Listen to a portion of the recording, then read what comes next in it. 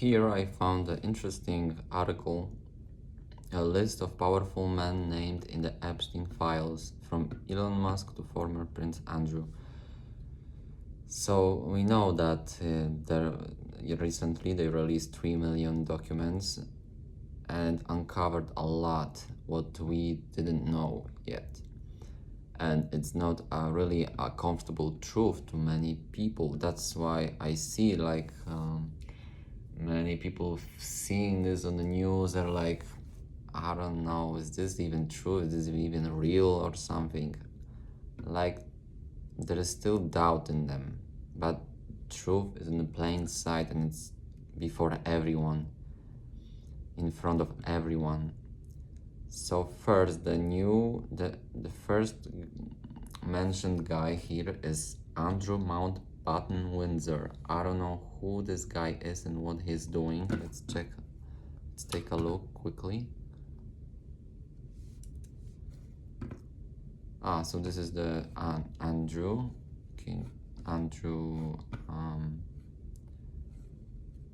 Prince Andrew. He has been mentioned probably the most in Epstein files, and there are many like very concerning images of him in the Epstein files.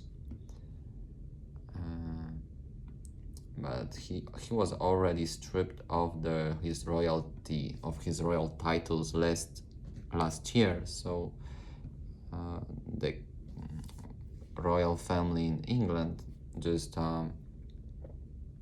ostracized him, as I would say, rejected him from the family, from the royal status. Next, we got Sarah Ferguson. So she is the Duchess of York, another figure from England royalty, and it says that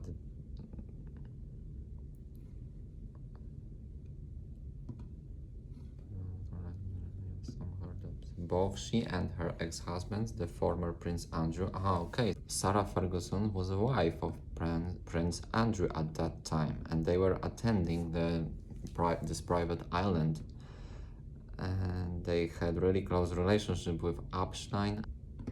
The next person is the Elon Musk, but he didn't get a lot in those files. It says that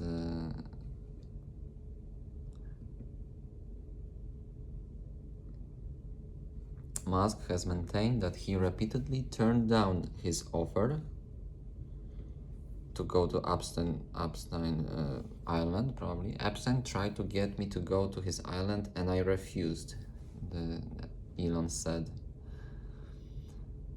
Okay, so Richard Branson, another billionaire who founded the Virgin Group and took a Virgin flight to the space. Like, it was the first commercial flight out of the planet. And in 2013 exchange, Branson invited Epstein to his own private Caribbean island. Okay, so we can see now who this guy really is. At the time, anytime you're in the area, would love to see you, he wrote, as long as you bring your harem. Oh, bring your harem, what does it even mean?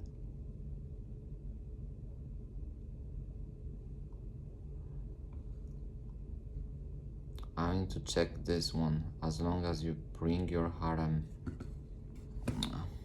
Once again. What it means. Branson said that to Epstein. Very casual joke and provocative tone, depending on the context. Harem traditionally refers to a group of women, oh my gosh, associated with one man. often historical or exoticized contexts. In modern speech, calling someone a group of female companions a harem is usually tongue-in-cheek, provocative, or crude. The phrase as a whole implies you can come, but make sure you bring all the women you're associated with, or joking. Oh my gosh! So we already know what this was all about. Probably the young girls, underage girls that were used in. I don't even want to think of what.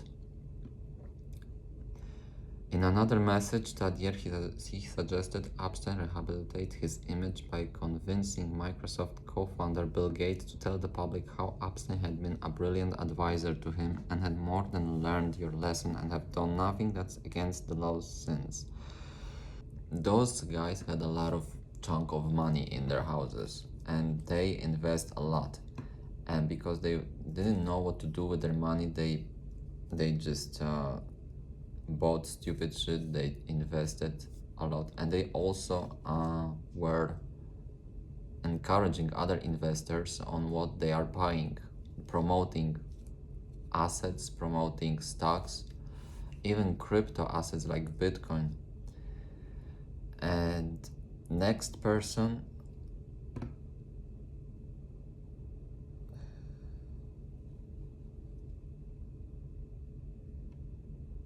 okay, next person is of course Donald Trump, and this is a huge one. I don't know what they do about it. Maybe another impeachment will be proposed in the Senate in the US. And there is a new trove, they say, of documents contain thousands of references to Trump. He was the main character there.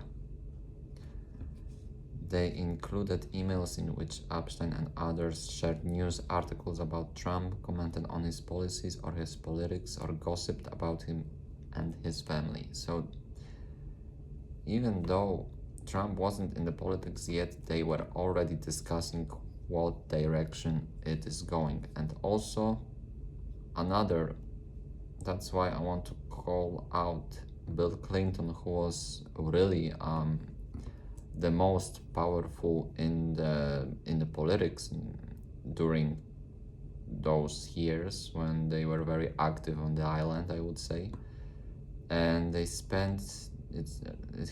said, like Trump, Clinton spent time with Epstein more than 2 decades ago, including flying occasionally on his private jet and seeing him at the White House. Clinton also denied any knowledge of Epstein wrongdoing. So those guys, with Bill Clinton, with the Democrats, they were really ruling the United States, like proposing any bill, any laws, any bills to the Senate. And also they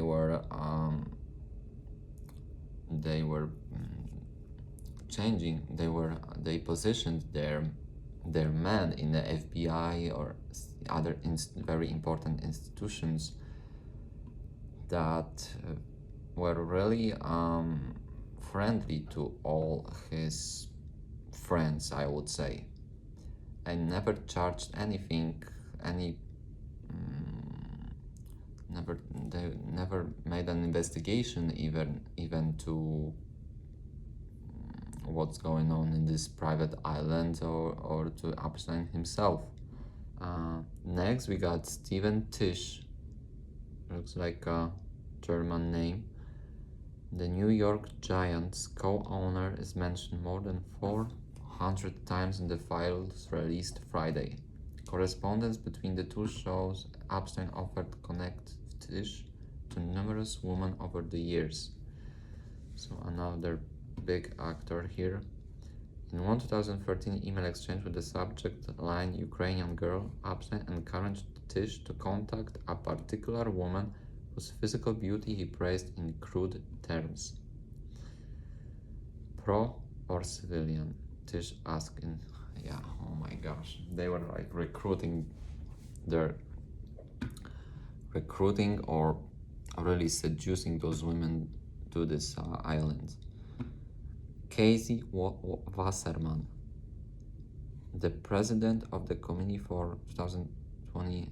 Oh my God! The president of the committee for the 2028 Summer Olympics in Los Angeles exchanged flurry emails with Epstein confident Guy Maxwell, so his girlfriend, Epstein girlfriend. Friday, it's documentary show. So this guy is basically done. He's not gonna lead those 2028 Olympics in Los Angeles. In 2003, exchange Wasserman wrote to Maxwell, to Epstein girlfriend. I think of you all the time, so what do I have to do to see you in a tight leather outfit? Those guys are sick. In another, Maxwell asked whether it will be foggy enough during an upcoming visit so that you can float naked down the beach and no one can see you unless they are close up. Ehud Barak. So this is the former Israeli prime minister. He probably worked also in the Mossad, and showing they stay in a regular contact with Epstein for years, including well after his 2008 guilty plea for sex crimes in Florida.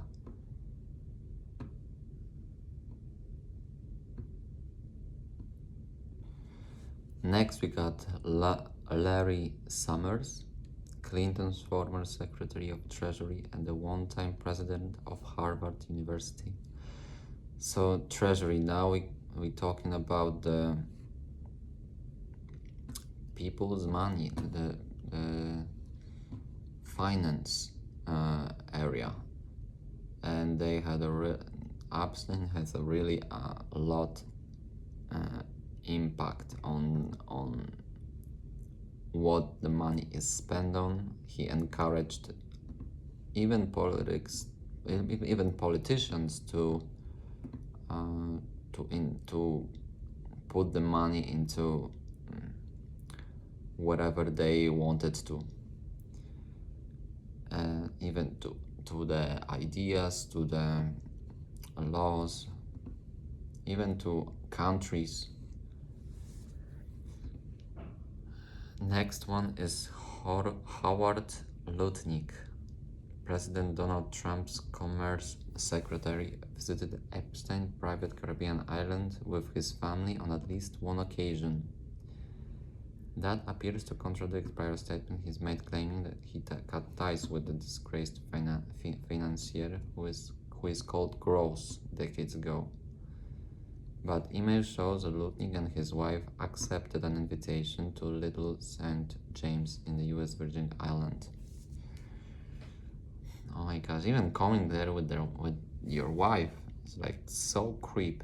They must be really out of their heads.